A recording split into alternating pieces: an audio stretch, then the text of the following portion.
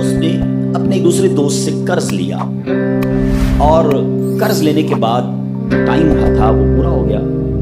اب پیسے اس نے نہیں لوٹائے. بڑی کوشش کی اس نے کہ بھائی میری رقم واپس دے دیں, اس نے نہیں دیا. اب وہ یہ کیس لے کر عدالت میں چلا گیا اور جج صاحب سے جا کر اس نے کہا کہ اس نے میرے پیسے دینے اور یہ میری رقم نہیں لوٹا رہا. جج صاحب نے کہا کہ تمہارے پاس 30 دن ہے, ودن 30 days تم نے اس کے پیسے واپس لوٹانے ہیں ورنہ پھر تمہارے خلاف فیصلہ ہو جائے گا. تو وہ شخص گھر گیا.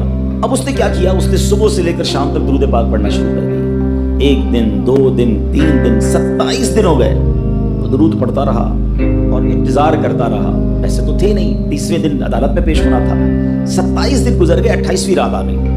خواب میں اس کو کسی نے آواز دی کہ گھبراؤ نہیں, تمہارا قرض ادا ہو جائے گا. اگلے دن پھر درود پاک پڑھتا رہا. اب نبی پاک کی خواب میں زیارت ہوئی. آقا علیہ الصلوۃ والسلام تشریف لائے, فرمایا گھبراؤ نہیں, تمہارا قرض ادا ہو جائے گا. تم علی بن عیسیٰ وزیر کے پاس جاؤ اور اس سے کہو وہ تمہارا قرض ادا کر دے گا. اب جب صبح اٹھا تو بہت خوش کہ نبی پاک کی زیارت مجھے ہو گئی. لیکن پھر خیال آیا کہ میں اگر وزیر صاحب کے پاس گیا اور انہوں نے مجھ سے کوئی ایویڈنس مانگ لیا, کوئی پروف مانگا, کہ میں کیسے مان لوں تمہیں نبی پاک نے بھیجا ہے, تو اس بات پر تو میرے پاس کوئی دلیل نہیں ہے. اب 30ویں رات آ گئی, آخری رات ہے, صبح عدالت میں جانا ہے. درود پاک پڑھتے پڑھتے سو گیا. سرور کائنات علیہ الصلوۃ والسلام نے خواب میں پھر کرم فرمایا علی بن عیسیٰ وزیر کے پاس جاؤ, وہ تمہارا قرض ادا کر دے گا. کہ حضور میں چلا تو جاتا, مگر اگر وہ مجھ سے کوئی پروف مانگتا, کوئی ایویڈنس مانگتا تو میں کیا جواب دیتا. پیارے آقا علیہ الصلوۃ والسلام نے فرمایا کہ ایسا کرو, اسے یہ کہنا کہ آپ کا ایک راز ہے جو آپ جانتے ہیں اور ہم جانتے ہیں, اور وہ راز یہ ہے کہ آپ روزانہ فجر کے بعد 5000 بار درود پاک پڑھتے ہیں, اور جب تک درود پاک مکمل نہیں ہوتے آپ کسی سے بات نہیں کرتے. اب جب صبح اٹھا تو بہت مطمئن, اب تو دلیل بھی آ گئی ہے. پہنچ گیا صبح علی بن عیسیٰ وزیر کے پاس. اس کا دربار لگا ہوا ہے. اس نے پیغام بھجوایا کہ میں علی بن عیسیٰ وزیر صاحب سے اکیلے میں ملنا چاہتا ہوں, پیغام لایا ہوں. درباری نے آ کر پوچھا, وزیر صاحب پوچھ رہے ہیں کس کا پیغام لایا؟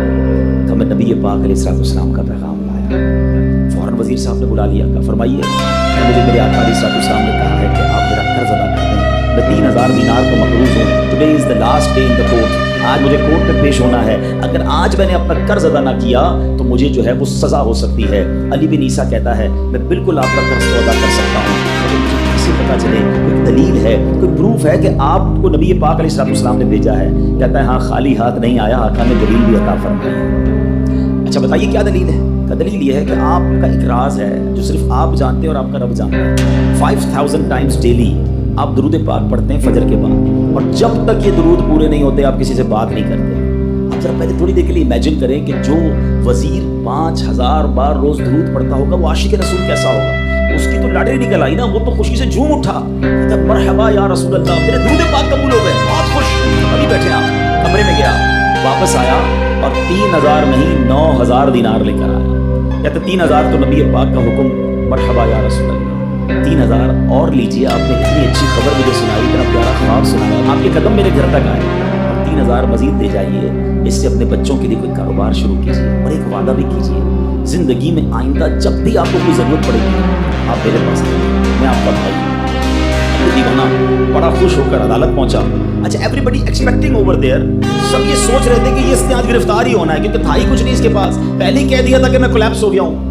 اب عدالت میں جاتے ہی اس نے 3000 دینار جج صاحب کو دے دی کہ صاحب اس کو میرا قرضہ ادا کر دیں, میں جو ہے وہ اپنے قرضے سے بری ہونا چاہتا ہوں. جج صاحب ہوتے ہیں, انہوں نے کہا قرضہ تو ادا کر دیں گے, پہلے بتاؤ پیسے لائے کدھر سے ہو؟ تم تو کہتے تھے پیسے نہیں تھے تمہارے پاس, اتنی بڑی رقم کیسے انتظام کی؟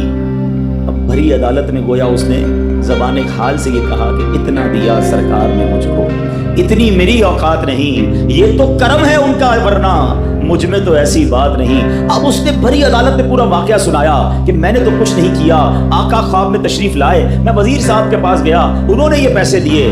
سنو اس زمانے کے جج بھی کیسے ہوتے تھے. وہ جج دوران عدالت اپنے کرسی سے اٹھ کر کمرے میں چلا گیا. تھوڑی دیر بعد جج صاحب واپس آئے اور 3000 دینار اس کے ہاتھ میں دیتے ہیں. کیا سارا ثواب علی بن عیسیٰ لے جائے گا؟ میں بھی تو آقا کا امتی ہوں, تمہارا قرضہ میں ادا کرتا ہوں. اچھا, اب جس نے کیس کیا تھا, سبحان اللہ, کیا ماحول تھا, کیا انداز تھا, کیا دل تھے, وہ بھی تو دیکھ رہا ہے. کہتا ہے میں بھی تو آقا کا امتی ہوں, رکے ذرا, کاغذ قلم دیجئے, بندے کو میں قرضہ ہی معاف کر دیتا ہوں. اچھا, قرضہ ہو گیا معاف. اب جو 3000 جج صاحب نے دیے تھے وہ بندہ کہتا ہے جج صاحب واپس لے لو, میرا تو قرضہ ہی ادا ہو گیا. जज साहब कहते हैं जो पैसे आका के नाम पर निकाल दिए मैंने वापस नहीं लेने, ये सारे तुम ही ले जाओ।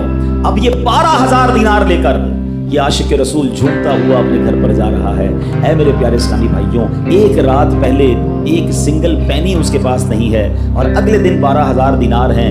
दुरूद पाक वो वजीफा है जो दिल से पढ़ा जाए तो सुभान अल्लाह, ये मुसीबतों को टालने वाला वजीफा है, ये परेशानियों को दूर करने वाला वजीफा है। और ये मैं नहीं कह रहा, खुद सरवरे कायनात अलैहिस्सलाम की हदीस है जिसका मजमून है कि जो परेशानियों में हो, जो मुसीबतों में हो, उसको चाहिए कि मुझ पर दुरूद पढ़े, कि दुरूद परेशानियों को ले जाता है, मुसीबतों को ले जाता है। एक शायर ने क्या खूब लिखा है और वाकई हक लिखा है, हर दर्द की दवा है सल्ले अला मुहम्मद, हर दर्द की दवा है सल्ले अला मुहम्मद, तावीज़े हर बला है सल्ले अला मुहम्मद।